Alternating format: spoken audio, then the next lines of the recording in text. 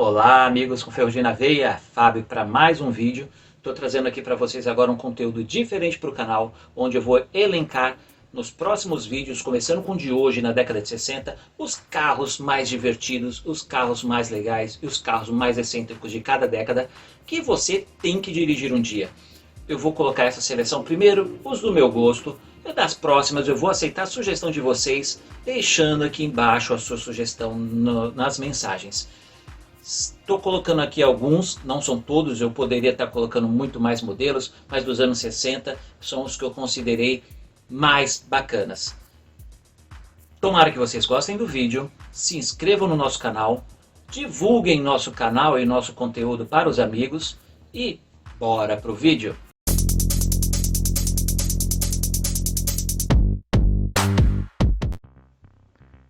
E dando início na nossa série de carros que você ainda tem que dirigir um dia, especial anos 60, vamos falar do Simca Chambord. O Simca foi produzido pela Simca francesa entre os anos de 1958 e 1961. Seu estilo lembrava muito os automóveis Ford americanos de 1955 ou 1956, tendo sido originalmente um projeto desenhado pela Ford americana. Com a aquisição do controle da Ford na França pela Simca em 1954, acabou sendo lançado por esta no mercado francês. Foi o primeiro automóvel de luxo a ser construído no Brasil sob licença, desde o ano de 1959 até 1967. O Chambord também marcou época por ser o veículo usado pelo ator Carlos Miranda na famosa série Vigilante Rodoviário. Apesar de uma boa aparência, a versão do Chambord tinha um desempenho comprometido pelo motor Aguilon, um antigo V8 de válvulas no bloco, herança da Ford francesa, que já havia sido abandonada de vez pela Ford americana, o que lhe valeu o apelido jocoso de O Belo Antônio, que era um personagem de TV da época que era bonito, porém impotente. Além disso, atrasos da Simca em atender exigências do GEA dificultaram o acesso à empresa para conseguir créditos, o que causou severa falta de peças. A Simca acabou ganhando uma séria reputação de má qualidade, a qual nunca mais conseguiu sair, e em 1964 a carroceria do Chambord foi reformulada e recebeu o motor tufão de 100 HP.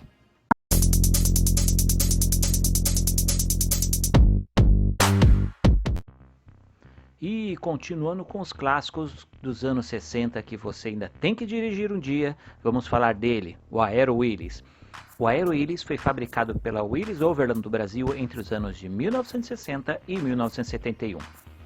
O Aero brasileiro foi lançado em março de 60, mas seu projeto vinha sendo discutido na montadora brasileira desde 1958. O Aero Willys era um carro herdado de um projeto americano que havia sido desativado por não ter feito sucesso naquele mercado. Como não fez sucesso em terras americanas, o ferramental veio para o Brasil e a Willys começou a produção por aqui. Toda a linha do Aero foi concebida sobre a plataforma do Jeep, com suspensão e direção do Jeep e os freios a tambor nas 4 rodas. Seu motor era de 6 cilindros em linha, o mesmo usado também pelo Jeep, que mais tarde passou a ser usado em modelos como o Rural e nos demais modelos derivados do Jeep. Até mesmo nos Mavericks fabricados na Ford Brasil a partir de 1973 utilizava esse motor. Em 1961, a diretoria da Willys Overland do Brasil tomou a decisão de inovar completamente o Aero Willys e torná-lo um carro inteiramente novo, com estilo próprio, linhas inéditas e um catálogo totalmente internacional. O início da fabricação desse modelo se deu em outubro de 62, e a sua primeira aparição foi em Paris, no famoso Salão do Automóvel.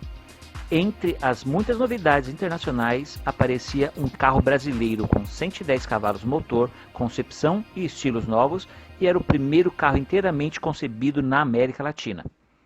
Em junho de 63, era lançado o Aero Willys 2600, o primeiro carro genuinamente brasileiro. As primeiras peças, assim como os primeiros carros, eram inteiramente feitos à mão.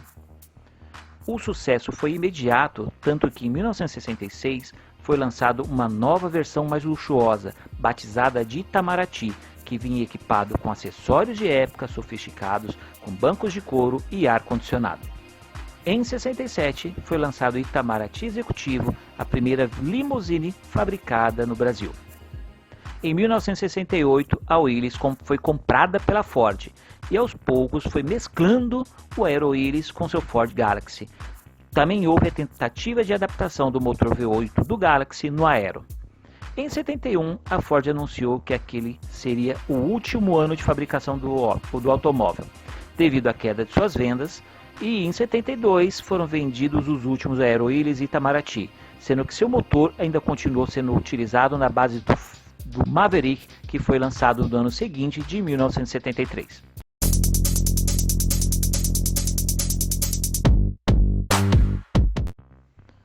E o próximo carro que você ainda tem que dirigir um dia, especial anos 60, é a Wemaget. A Wemaget foi produzida pela Wemag sob licença da sua fábrica alemã DKW entre os anos de 1958 e 1967. Teve dois derivados bem populares no Brasil, que foi o Caissara e o Pracinha. Inicialmente era conhecida apenas como caminhoneta DKW Wemag ou perua DKW Wemag, recebendo a denominação Wemaget apenas no ano de 1961. Até 1963, as portas dianteiras abriam ao contrário, de frente para trás, conquistando o apelido de portas suicidas. No ano de 1964, as portas foram alteradas para a forma tradicional de abertura de trás para frente, favorecendo assim a sua segurança. Seu motor era de 3 cilindros em linhas e 2 tempos, precisava misturar óleo e gasolina, uma bobina por cilindro e refrigeração líquida e partida elétrica. Em 65 foi lançada a série Rio do Wemaget, em homenagem aos 400 anos da fundação do Rio de Janeiro. Em 66 era encerrada a produção do Caissara, substituída pelo Pracinha, outra caminhoneta popular baseada no Wemaget. A diferença principal do Caissara e da Pracinha são as portas, que agora abrem no sentido usual. Em setembro de 67, a Volkswagen do Brasil adquire a Wemag, prometendo não encerrar a produção do veículo. Porém, a partir desse mês, sai de promoção a Wemaget, equipada apenas com o motor do Fissore, e em dezembro desse mesmo ano, contrariando o que havia prometido, a Volkswagen deixa de produzir a Wemaget.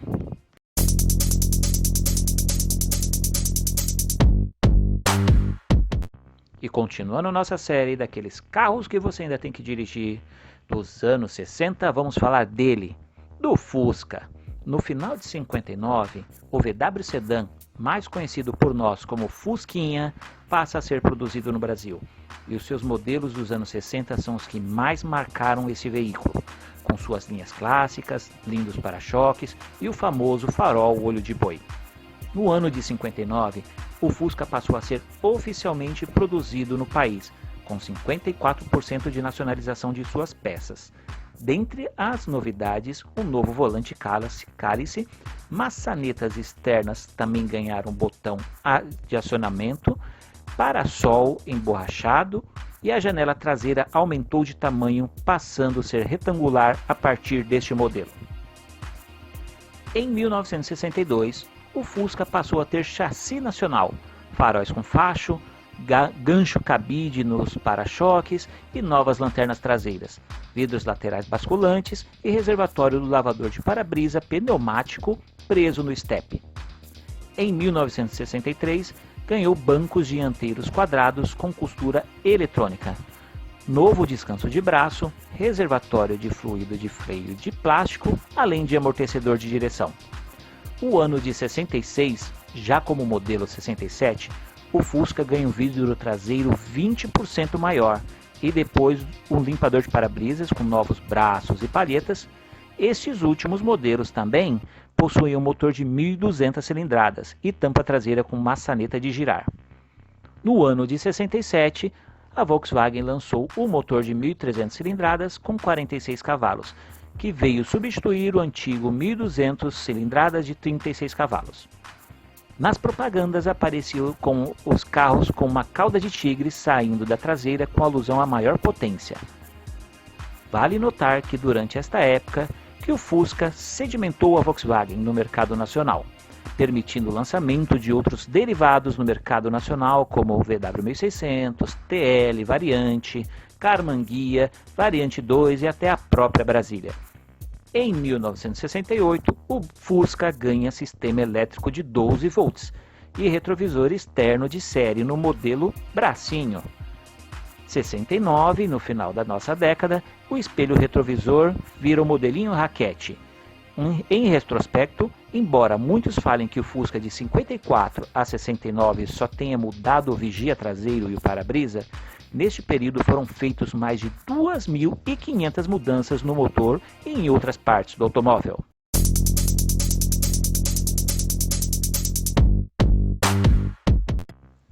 Dando continuidade aos clássicos que você ainda tem que dirigir, vamos falar do simpático Home Zeta.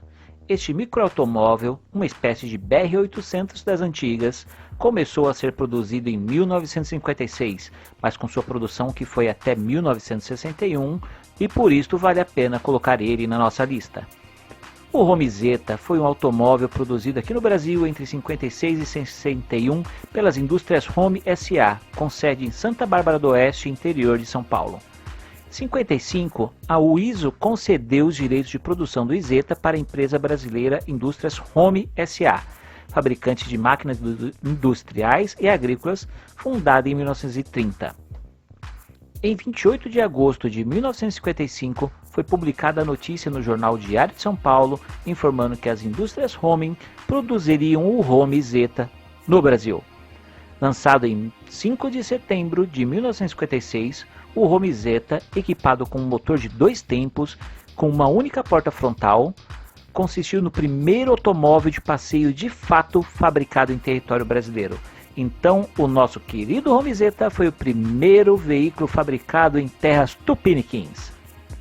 A estratégia de publicidade adotada pelo fabricante visava em expor o modelo a diferentes públicos, do segundo carro para a família ao estudante universitário. Algumas peças publicitárias foram criadas visando o público feminino, como por exemplo, o anúncio que exibia uma mulher saindo de uma gaiola para entrar numa Home Zeta, com os dizeres: "Agora sou livre". Em 59, o Home Zeta passou a ser equipado com um motor de 4 tempos de fabricação da BMW. Até 13 de abril de 61, dia que foi encerrada a produção no Brasil, haviam sido fabricados cerca de 3.000 unidades em Santa Bárbara do Oeste, muitas das quais ainda permanecem na mão de colecionadores.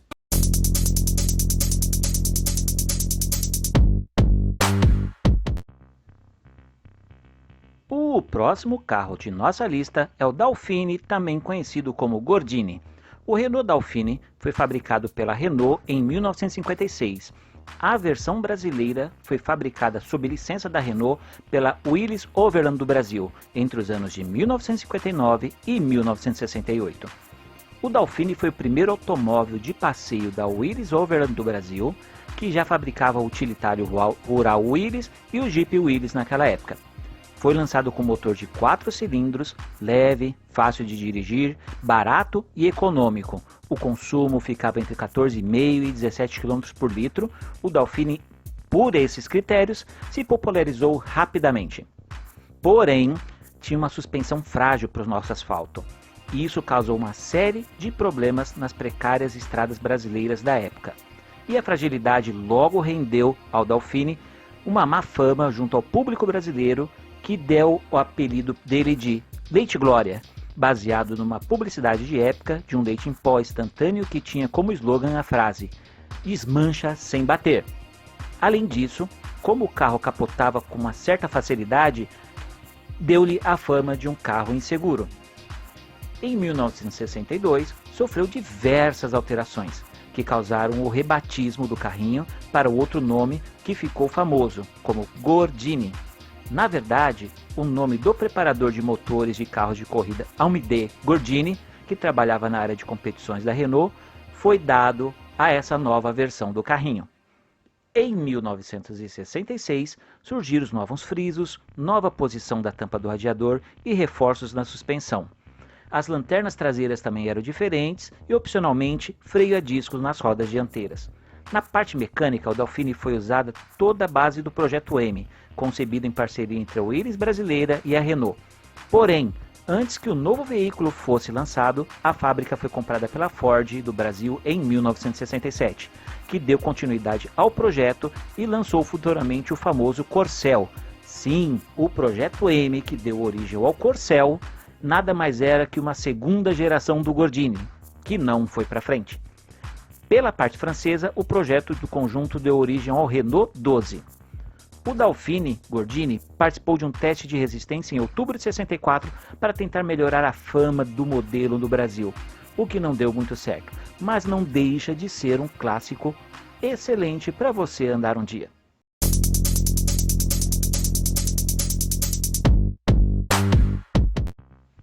E por último, não poderia faltar na nossa lista a Volkswagen Kombi, principalmente as fabricadas nos anos 60, conhecida popularmente como Kombi Corujinha.